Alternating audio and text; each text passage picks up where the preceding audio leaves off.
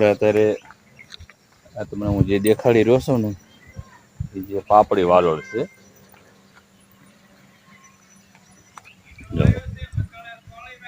આ પાપડી વાલોળ છે અને આ પાપડી વાલોળનું ઉત્પાદન ખેડૂતને સારું આવે અને સારો ભાવ આવે. ફાલ તમે જોવો તો આ પાપડી વાલોળ જે છે એના ભાવે સારા આવે.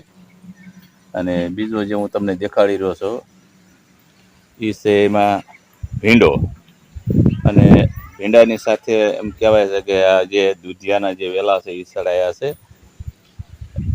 આ દૂધી છે એ બધા તમે જોવો તો સામે બધી દૂધિયાના વેલા છે. ભીંડાનું જે વાવેતર છે ને એમાં બધી દૂધીના વેલા સડાવેલા છે. અળવી તરીકે આને કહે છે. જે આ હું તમને દેખાડી રહ્યો ને એ અળવી છે. આ અળવી અને આની પછી ઢોકળા થાય, પછી ભાજી પણ થાય.